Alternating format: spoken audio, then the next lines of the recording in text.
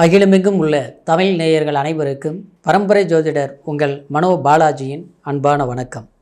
தனுசு ராசி நேயர்களுக்கு சனி பகவான், ராகு கேது, குரு பகவான் இந்த பெயர்ச்சிகள் வரக்கூடிய மார்ச் மாதம் 29ஆம் தேதியிலிருந்து மே மாதம் 20ஆம் தேதி வரைக்கும் இந்த மாற்றங்கள் ஏற்படக்கூடிய ஒரு காலமாக இருக்குதுங்க. இந்த பெயர்ச்சிகளால் உங்களுடைய வாழ்க்கையின் நிலை எந்த மாதிரி ஒரு வாய்ப்புகள் அமையும் அப்படிங்கிறத பற்றி தாங்க இந்த பதிவில் இப்போ நம்ம பார்க்க போகிறோம்.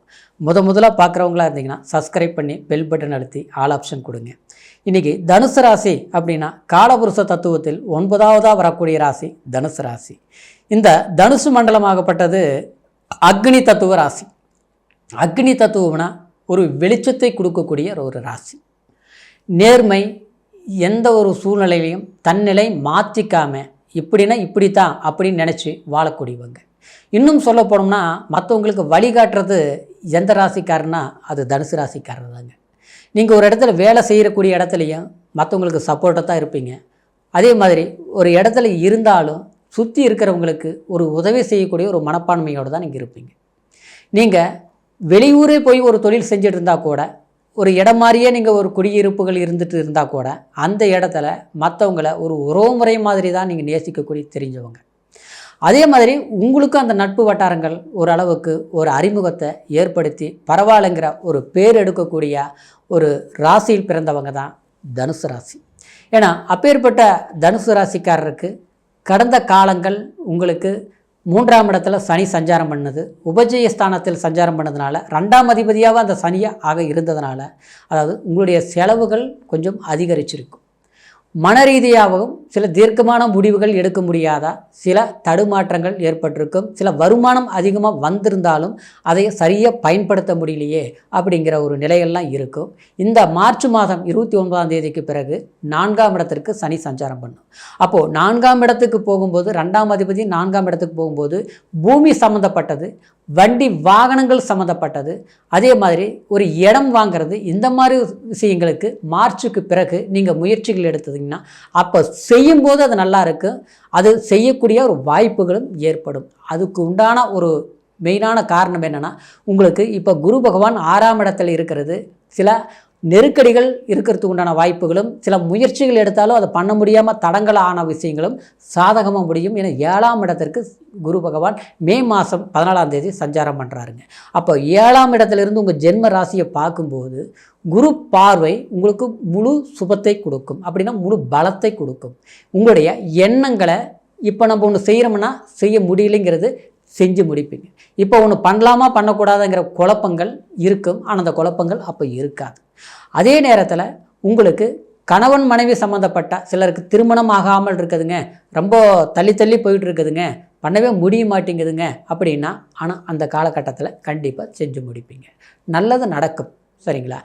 குடும்பம் பண்ணினவங்களுக்கு, திருமணம் ஆனவங்களுக்கு மன வாழ்க்கை ரீதியில் சில சங்கடங்களை ஏற்படுத்தியிருந்தால் அந்த சங்கடங்களை தீர்க்கக்கூடிய காலமாக, புரிஞ்சிக்கக்கூடிய ஒரு காலமாக, ஒரு வேலை விஷயமா ஆளுக்கு ஒரு பக்கம் பிரிஞ்சிருக்கிறோம், எனக்கு வேலை அங்கே இருக்குது, என் வீட்டில் அங்கே இருக்கிறாங்க, இதெல்லாம் ஒன்றா சேர முடியுமா, நமக்கு சூழ்நிலை இப்படி தள்ளி வச்சுருக்குது அப்படிங்கிறவங்களுக்கு ஒரு இடத்துல இருந்து நிம்மதியாக இருக்கக்கூடிய ஒரு வாய்ப்புகள் உருவாகும். நம்ம தேவைக்காக, பணத்துக்காக, உத்தியோகத்துக்காக கஷ்டப்பட்டாலும் குடும்ப வாழ்க்கையில் இருக்கக்கூடிய நிம்மதிகள் நம்ம ஒரு பக்கம் இல்லாமல் நம்ம தடுமாறக்கூடிய அந்த நிலையை சூழ்நிலை மாறி ஒரு இடத்துல குடும்பத்தோட சந்தோஷமாக இருக்கக்கூடிய நிலையெல்லாம் மேலிருந்து உங்களுக்கு உருவாகும்.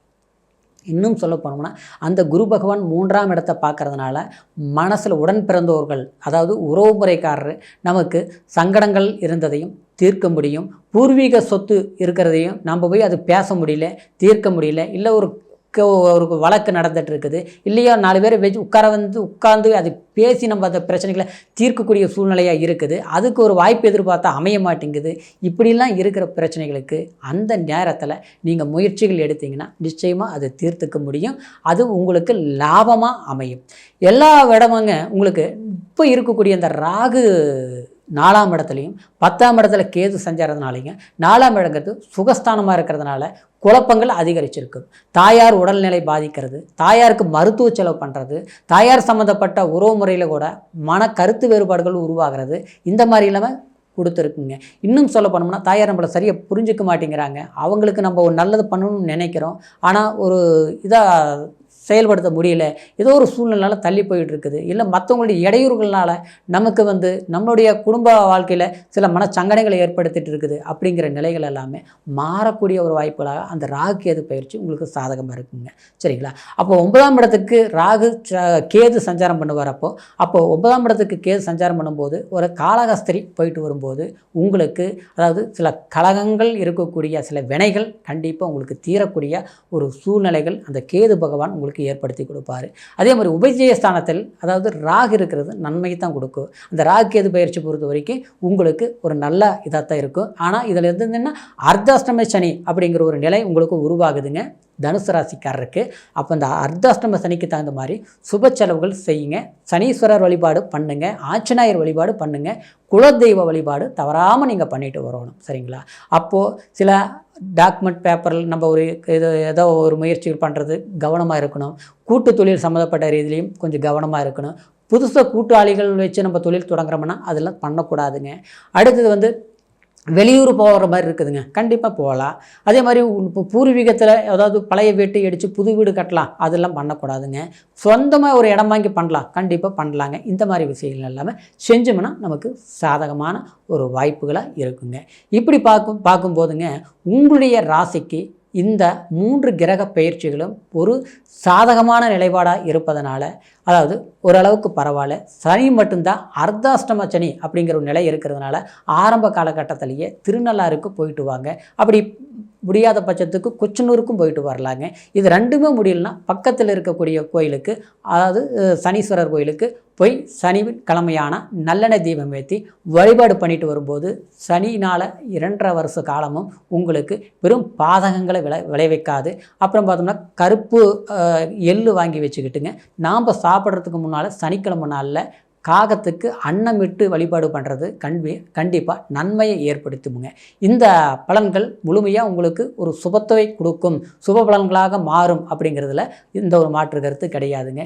இப்போ சொன்ன பலன்கள் அனைத்தும் கோச்சார பலன் அப்படிங்கிறதுனால உங்களுடைய பிறப்பு ஜனன ஜாதகத்தை ஒரு முறை பார்த்துக்குங்க. உங்களுடைய பிறப்பு ஜனன ஜாதகத்தை பார்க்கும்போது தசாபுத்திகள் தகுந்த மாதிரி இந்த மாதிரி இருக்குதோ அதுக்கு தகுந்த பலன்கள் இன்னும் கூடுதல் பலம் சேர்க்குங்க.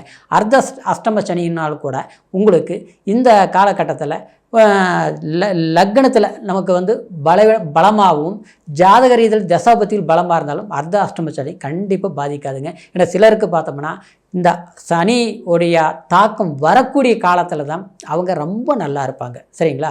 அதனால் அஷ்டம சனி பெரும் கெடுபலன்களை கொடுக்காது. மற்ற கிரக பயிற்சிகள் சாதகமாக இருக்கிறதுனால நமக்கு ஒரு வாய்ப்புகள் அதிகரிக்குமே தவிர கடினமான கஷ்டங்கள் கண்டிப்பாக இருக்காதுங்க. மீண்டும் அடுத்த பதிவில் சந்திக்கிற வரைக்கும் நன்றி, வணக்கம்.